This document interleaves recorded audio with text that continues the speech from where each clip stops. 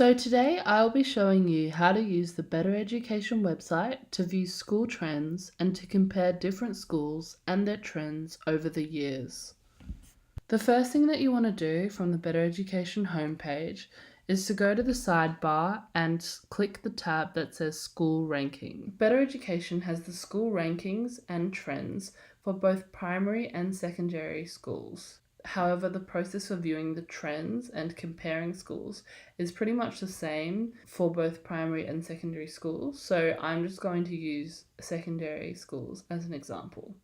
So if you click the secondary tab, you are then brought to three options. In order to view the trends and to compare the schools, we'll be selecting the Compare/Trend tab. Depending on what schools you're looking for, just select the state that they're in. For this example, however, we'll just be going with Victoria because the process for each state is pretty much identical. So once you get onto the Victoria Secondary Schools Trends page, if you scroll down, you're brought to this box here.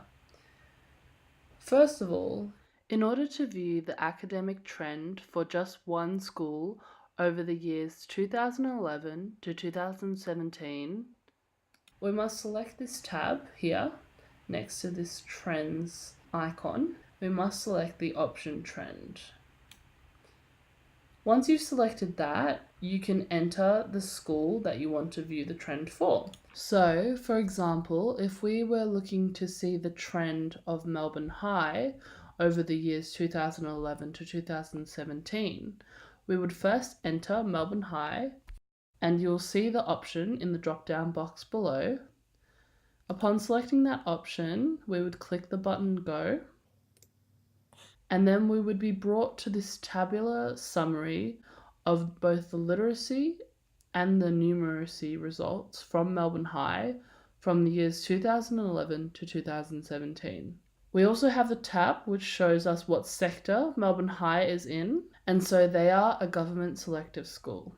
Furthermore, we have the state overall score, which is essentially a score that is calculated based upon the numeracy and literacy results from Melbourne High. And the maximum score that can be achieved is 100, whereas the minimum score that a school can achieve is 60. For the English and Maths tabs, there is a 1 to 5 rating system. Obviously, the higher the number of books, so the maximum being 5, the better the literacy or the numeracy results from this school. In the case of Melbourne High, it can be seen that for both English and Maths from years 2011 to 2017, the literacy and the numeracy rankings of Melbourne High School have stayed the same at a rating of 5 out of 5, which indicates that their English and Maths results are at the top of the state. If we scroll down, you're presented with these graphs. And essentially these show in 2D the trend of how the school progresses in terms of their state overall score, their English rating, their Maths rating, and also their total enrollments. Now, if we were to compare schools, there are many ways in which you would be able to do that. First of all, you have the option of comparing schools by year. So if we go back to this box here next to the trend icon, and instead of selecting the trend option, we select 2017. Then, for example, we go Melbourne High School as the first school to compare, and then choosing Glenara College. You are able to put in a maximum of 5 schools to compare. So, for example, if we just put a few more schools in to complete the 5 schools that we want to compare. So now we're presented with each school all in the year 2017. So now we can see the differences between these 5 high schools. If we scroll down here now, we are now able to see the 2017 state overall score, English rating, Maths rating, and total enrollments in graphical form. If we scroll back up to the top, we can also compare the trends of each school. So if we go back to this tab and instead of selecting a year, we select trend. So this time, because we are looking at the trends of 5 different schools, we will have to select the 3D option for the chart. Select go. And here we're presented with the tabular comparison of each school through the years 2011 to 2017.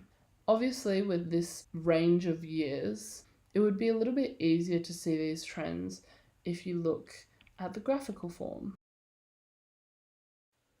Through these graphs, we are able to spatially compare the differences between each school, which are color-coded.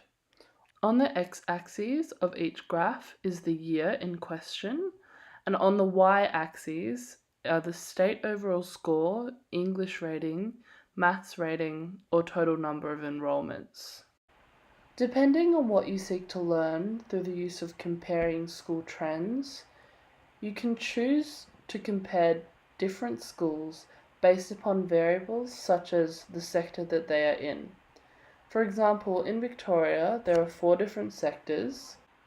There are government selective schools, government schools, independent schools, and Catholic schools. You may choose to compare schools just within the one sector, for example, just comparing government selective schools such as Melbourne High School and John Monash Science School and McRobinson's Girls' School, or you can choose to compare different schools that come from different sectors. Thank you for watching, and I hope this video helped you understand how to use Better Education's Trend and Compare tool.